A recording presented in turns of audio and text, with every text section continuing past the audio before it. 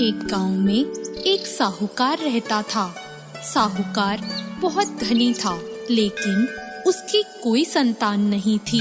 साहूकार अपने वंश को लेकर हमेशा चिंतित रहता था।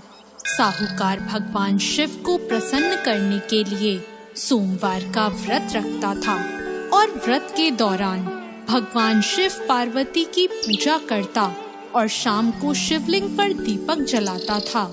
साहूकार की पूजा अर्चना को देखकर एक दिन माता पार्वती ने भगवान शिव से कहा, हे प्रभु, ये साहूकार आपका परम भक्त है।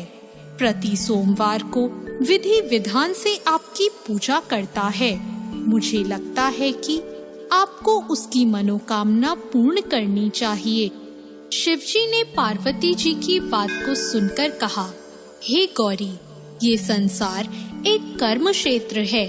जैसे एक किसान अपने खेत में बीज बोता है तो कुछ वक्त बाद उसे पेड़ मिलता है, उसी तरह इस संसार में आदमी जैसा कर्म करता है उसे उसका वैसा ही फल मिलता है।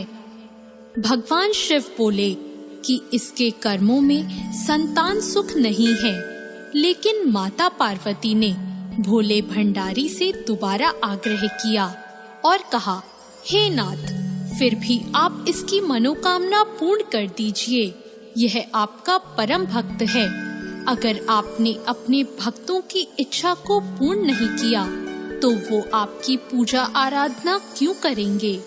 माता पार्वती के इतना आग्रह करने पर भगवान शिव ने कहा, यह साहूकार बहुत धनवान है और इसके कोई पुत्र नहीं है, इसलिए ये सदैव चिंतित रहता है।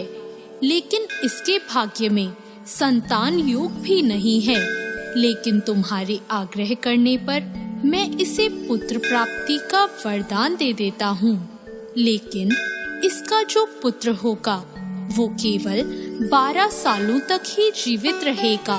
फिर एक रात्रि शिवजी ने साहूकार को स्वप्न में दर्शन दिए और कहा कि उसको जल्द ही पुत्र रत्न की प्राप्ति होगी, लेकिन उसका पुत्र दीर्घ आयु नहीं रहेगा, बल्कि केवल 12 वर्ष तक ही जीवित रह पाएगा। यह बात सुनकर साहूकार ना तो प्रसन्न हुआ और ना ज्यादा दुखी हुआ। साहूकार ने इस बात को सुनकर भी पूजा अर्चना जारी रखी और कुछ दिनों बाद साहूकार की पत्नी गर्भवती हो गई और उसने एक सुंदर बालक को जन्म दिया। बालक के जन्म से घर पर हर्षो उल्लास का माहौल था, लेकिन साहूकार खुश नहीं था, क्योंकि उसको पता था कि उसके बालक का यह जीवन केवल 12 वर्ष तक का ही है और उसने किसी को भी यह बात नहीं बताई थी। जब साहूकार का बालक 11 वर्ष का हुआ तो साहूकार की पत्नी ने कहा कि अब इसका विवाह कर देना चाहिए, लेकिन साहूकार ने मना कर दिया और उसे शिक्षा के लिए काशी भेज दिया। साहूकार ने बालक के मामा को बुलाया और पैसे देकर उन्हें बालक के साथ काशी जाने का आदेश दिया। फिर साहूकार ने मामा भांजे से कहा कि वह काशी जाते समय रास्ते में यज्ञ करते हुए और ब्राह्मणों को भोजन कराते हुए ही जाए। दोनों मामा भांजों ने ऐसा ही किया।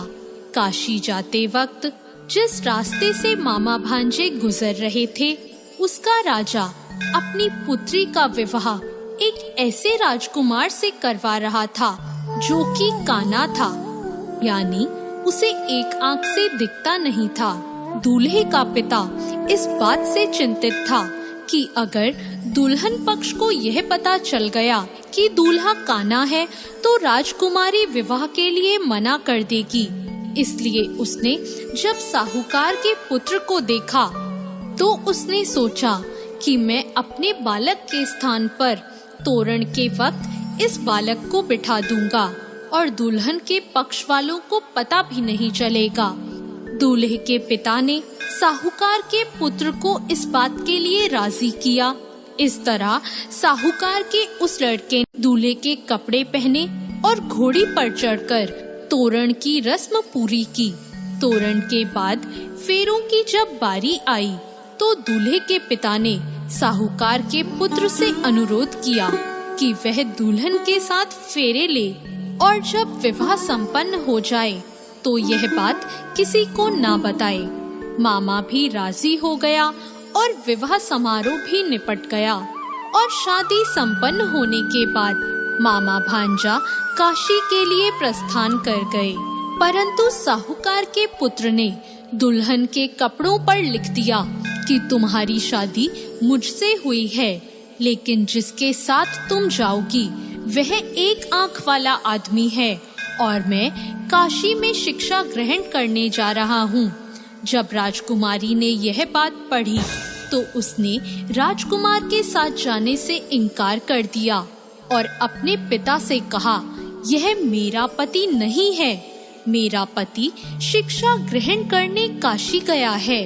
जब सब जगह यह बात फैल गई तो मजबूरी में दूल्हे के पिता को सारी बात बतानी पड़ी और दुल्हन के पिता ने भी अपनी बेटी को भेजने से इनकार कर दिया। इधर मामा भांजे दोनों काशी पहुंच गए और बालक शिक्षा ग्रहण करने लगा और मामा ने यज्ञ कराना भी शुरू कर दिया। जब साहूकार का पुत्र 12 साल का हो गया तो एक दिन वो अपने मामा से बोला कि उसकी तबीयत ठीक नहीं है और वह सोने अंदर जा रहा है। साहूकार का पुत्र अंदर सोने गया और उसकी मृत्यु हो गई। कुछ देर बाद जब मामा अंदर पहुँचे, उन्होंने जब अपने भांजे को मरे हुए देखा तो वो बहुत दुखी हुए, परंतु वह रो नहीं सकते थे वरना उनका यज्ञ अधूरा रह जाता। इसलिए मामा ने वापस जाकर यज्ञ पूरा किया और ब्राह्मणों का भोजन कराने के बाद मामा अपने मृत भांजे को देखकर रोने लगे। उसी वक्त उसी मार्ग से शिव पार्वती गुजर रहे थे। माता पार्वती ने किसी के रोने की आवाज सुनी तो उन्होंने शिवजी से कहा, हे प्रभु, कोई मनुष्य रो रहा है, चलो उसके दुखों को दूर कर देते हैं। शिव पार्वती मामा के पास गए और उन्होंने जब मृत बालक को देखा तो हैरान हो गए, क्योंकि वह भगवान शिव के आशीर्वाद से जन्मा साहूकार का पुत्र था। माता पार्वती ने कहा, हे नाथ, यह तो साहूकार का पुत्र है जिसको आपने केवल 12 वर्ष तक का जीवन दिया था। पार्वती जी ने मृत बालक को देखा तो उन्हें दया आ गई और उन्होंने शिवजी से कहा, प्रभु, आप इस बालक को जीवन दान दे दीजिए, वरना इसके माता पिता जीते जी मर जाएंगे।